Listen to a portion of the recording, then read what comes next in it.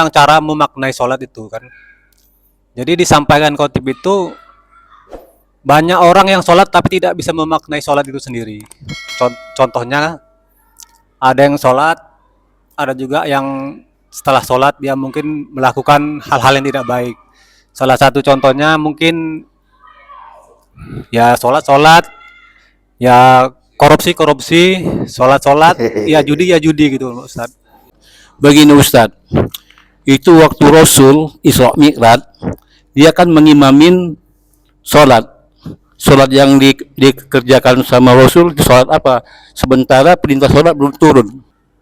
Kapankah kita bisa dikatakan hamba daripada Allah, hamba Allah itu? Pantas kita dikatakan hamba Allah itu? Ataupun kapan bisa disebut kita ini sebagai hamba Allah? Terima kasih. Wassalamualaikum warahmatullahi wabarakatuh. Imam Ghazali mengupasnya pada 3 kelas itu: awam, khawas, khawasul khawas. Kalau dalam kajian tasawuf, maka masuk pada yang kita incar nanti adalah khawasul khawas. Itulah yang disebut dengan masuk pada Rasulullah, Muhammadan abduhu wa rasuluh. Muhammad hambanya dan menjadi utusannya. Itu yang disebut dengan oleh Imam Ghazali khawasul khawas. Predikat kita nanti ke wali. Halo sahabat semuanya, salam giat.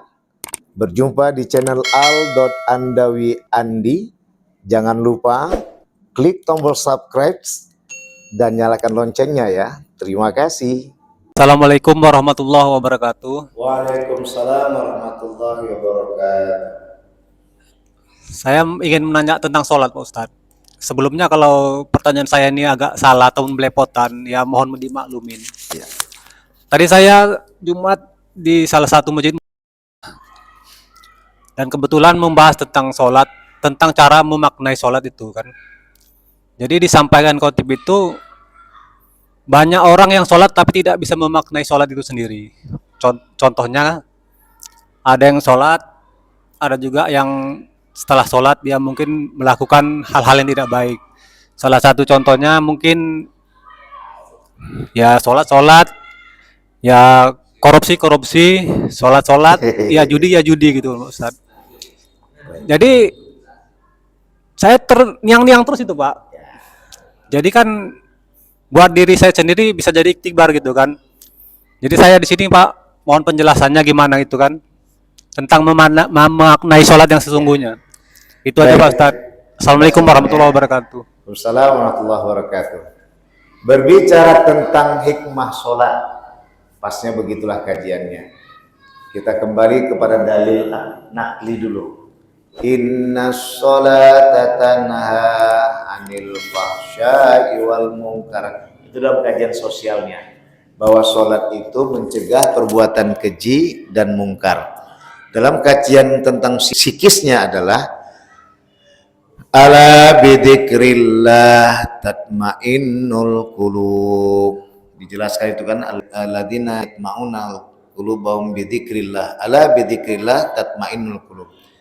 Ya, mereka-mereka yang ingin menenangkan hatinya dengan mengingat Allah. Ketahuilah dengan mengingat Allah adalah menenteramkan hati. Tambah lagi yang terakhir, ya ayyatuhan nafsul mutmainnah irji'i ila rabbiki radiyatan mardiyah. Hai orang-orang yang berjiwa tenang. Tadi pertama tuh kita ke fisik dulu, psikis, kejiwaan. Bahwa orang-orang yang beriman tadi untuk mendapatkan ketenangan dia dengan mengingat Allah. Mengingat Allah tadi tentunya adalah dengan menghubungkan dirinya, jiwanya kepada Allah. Dan itulah dengan pekerjaan sholat. Maka ketika dia sudah mencapai itu, dia tenanglah dia. Maka dikatakannya, kata Allah, ya ayyatuhan nafsul mutmainnah, hai orang-orang yang sudah berjiwa tenang, baliklah kepada Tuhanmu dengan keriduannya. Saya suka menerjemahkan ini Bang, bukan hanya menunggu orang meninggal dunia Ustaz. Masih hidup ini udah kita bahas nih. Udah mati ya kapan pula dibahasnya. Maka jiwa tenang itu bisa kita hadapi, bisa kita munculkan saat ini. Caranya bagaimana tadi? Nah, di mana ketenangan itu? Tadi kajian sosialnya. Tanha anil fahsya iwal mungkar. Mencegah perbuatan keji dan mungkar. Ini kekejian dan kemungkaran ini di sini nih. Perut dan di bawah perut. Siapa yang menjadi tugas nanti utama yang terkendalikan, yang dikendalikan perut dan di bawah perut nih? Akal. Maka datanglah sombong dalam diri. Maka datanglah serakah dalam diri. Maka untuk tidak serakah dia, sholat itu jelas nyata-nyata mengobati serakah itu dengan ruku. Maka siapapun yang sholat tak paham arti ruku, bahwasanya ruku itu adalah mengobati penyakit serakah perut. Yang saya bilang tadi 7 keturunan, serakah di bawah perut, udah punya bini cantik pun masih juga ganggu bini orang. Ini apa namanya?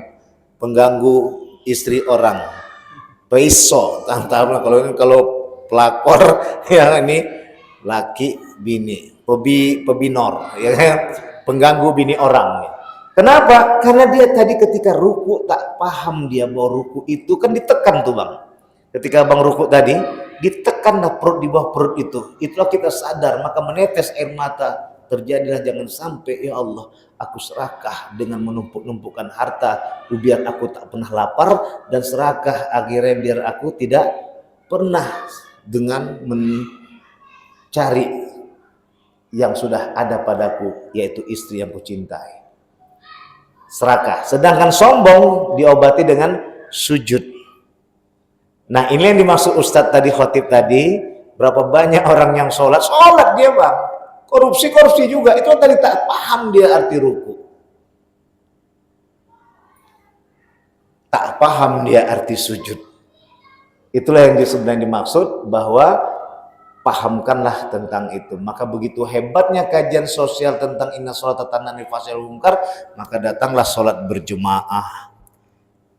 Karena sholat berjemaah inilah sebenarnya bang, untuk bersatu kita semua, maka tak akan ada lagi yang berbuat itu. Seganlah kawan tuh, tak berani aku korupsi di lingkungan Masjid At-Taqwa. Kenapa? Kompak-kompak kali orang tuh, ketahuan udah, apalagi aku udah tahu kayak gini, udah tak jadi. Kenapa? Tunjukkan itu arti jemaah. Jadi berjemaah tuh bukan di masjid saja sholat dengan 7 derajat.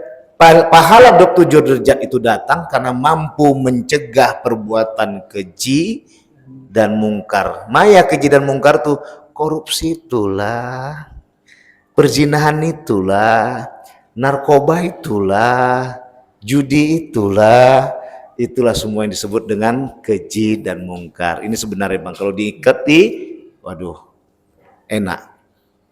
Zaman dulu kita rasakan itu. Kalau udah musim-musim buah, tak ada yang tak merasakan satu kampung. Merasakan aja. Wah, minta rambutan, ambil nak. Tak pernah habis rambutan waktu. Minta langsat, minta rambe. Dulu kan ada kita di Binjai nih. Langsat, rambe, baru duku. Duku jarang nggak dengar. Karena banyak di Binjai ini langsat sama rambe. Paling tidak langsat kita tahu dulu tuh.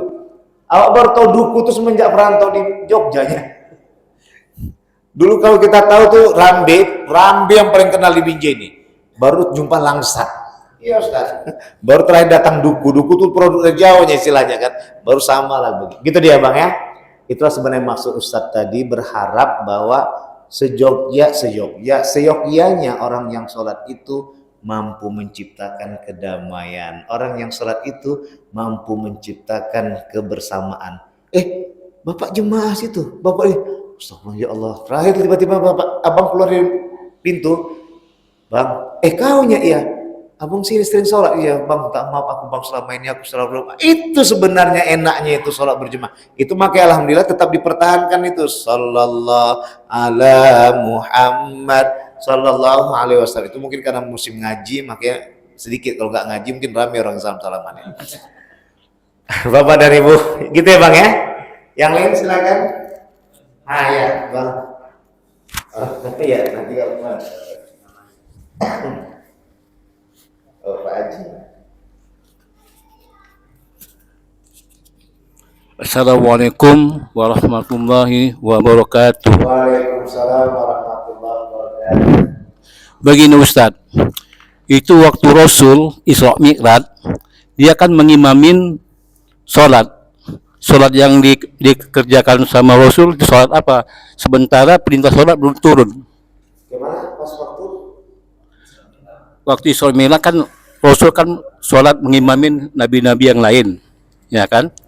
Apa nama sholatnya? Sementara perintah sholat belum turun waktu itu. Itu aja Ustaz. Itu yang disebut dengan sholat tahiyatul masjid. Ada yang mengatakan sholat hajat. Dua itu dia. Sholat tahiyatul masjid, ada yang mengatakan sholat hajat. Duha tak mungkin. Karena waktu itu adalah antara setelah Isya menjelang subuh. Maka itu disebut dengan tahajud. Maka itu disebutkan ada ulama zaman dulu menempatkan kepada santri-santri yang boleh sholat berjemaah, mengambil dalil kepada Rasulullah jadi imam dengan nabi-nabi yang lain di belakang yang menjadi makmum. Tapi bukan itu kajian kita. Itulah pada tadi adalah kembali kepada sholat itu sejatinya menenangkan hati kita dan diajak semua orang yang ada tadi, para nabi-nabi tadi khususnya yang mempunyai umat masing-masing, di situ juga untuk menenangkan dirinya, menjalin hubungan dengan Allah Subhanahu wa taala sehingga bisa mencegah perbuatan keji dan mungkarnya ya Haji. Baru itulah nanti datanglah 5 waktu, subuh, zuhur, asar, maghrib, isya, semua itu sesuai dengan apa yang telah diberjemaahkan oleh Rasulullah dari mulai Nabi Muhammad sebagai imamnya dan nabi-nabi yang lain menjadi makmumnya. Tujuannya ke situ nanti 5 waktu itu menjaga kedamaian alam semesta. Maka ditempatkan Rasulullah sebagai rahmatan lil alamin. Itu dia ya Haji. Maka diawali tadi dengan awal mula itu. Ada yang mengatakan tahiyatul masjid, ada yang mengatakan tahajud, ada yang mengatakan hajat. Jadi intinya sebenarnya bukan ke sana Pak Haji. Intinya adalah memahamkan. Begitulah sepak terjang Nabi Muhammad dan nabi-nabi Rasul yang lainnya untuk bersama-sama menenteramkan hati, menjaga kedamaian, menghilangkan kekejian dan kemungkaran. Kita ya Haji. Ya. Bang Haji terakhir. Apa belum aja? Ustaz banyak kali lah Pak Ustaz.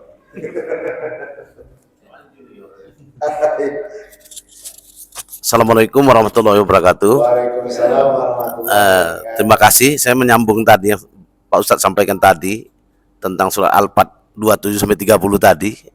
Wajib yang tenang, ya kan tadi. Ya. Kata Allah tadi masuk ke dalam golongan hamba-hambaku, kembali kepada Tuhanmu dengan hati yang ridho dan diridhoinya. Pertanyaan apakah bisa tidak ridho kita gitu.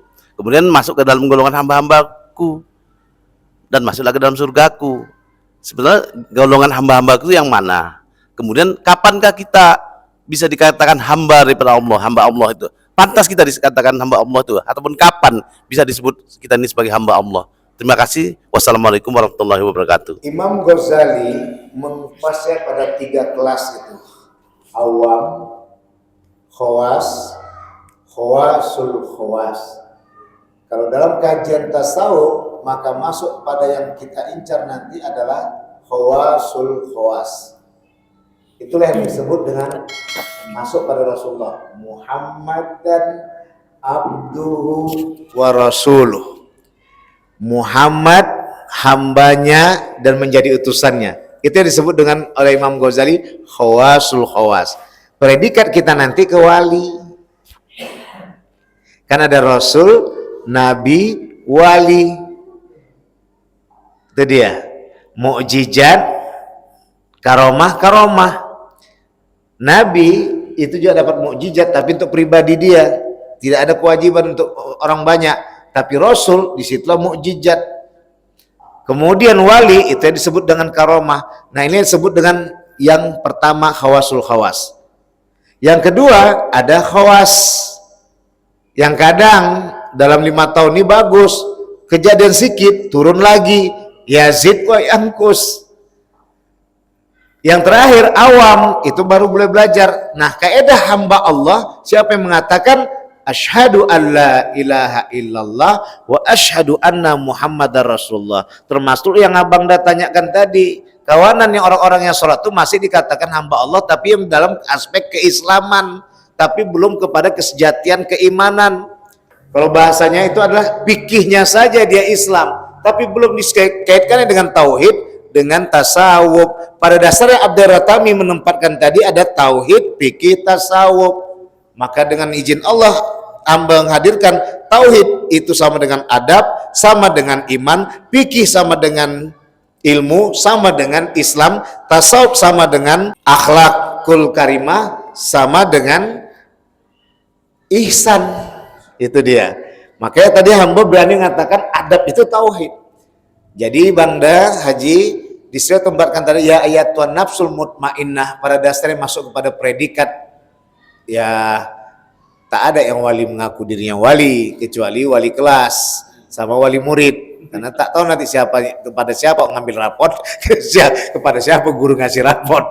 Makanya ada wali murid ya yang dikasih raport, ada wali kelas yang membagikan raport, tapi wali nggak ada yang mengaku dia wali. Nah, orang-orang yang ingin mencapai kepada radiatul mardiyah, itulah tadi yang jiwa tenang yang masuk kepada khawasul khawas. Cuman posisinya adalah sebagai la nufarriqu baina ahadim mir rusuli. Tak ada yang membeda-bedakan antara seseorang dengan rasulnya. Cuman posisi bedanya adalah yang satu rasul sebagai wajib untuk menyampaikan pesan Allah udah terputus karena setelah Nabi Muhammad SAW nggak ada lagi nabi dan rasul. Ya, maka di saat itulah kita kembali pada kaji. Begitu dia Bangda. Kita rasa cukup sekian dulu. Yang jelas intinya adalah malaikat itu penempatan pemahamannya adalah tentang kekuasaan Allah. Kalau muncul pertanyaan kenapa enggak Allah langsung turun, waduh, apa guna Allah tadi jadi Tuhan? Tapi nanti kita akan bahas bulan depan bagaimana malaikat ini hubungannya dengan Allah Subhanahu wa taala. Kenapa bukan Allah langsung turun biar nampak seperti turunnya orang ke gorong-gorong masa lalu kan gitu kan? Nah, kan ada yang turun ke gorong-gorong langsung kan? Langsung ya. Baik, pada Allah maha sekali minta maaf. Wallahu muwaffiq ila aqwamit thoriq. Fastabiqul khairat. Wassalamualaikum warahmatullahi wabarakatuh.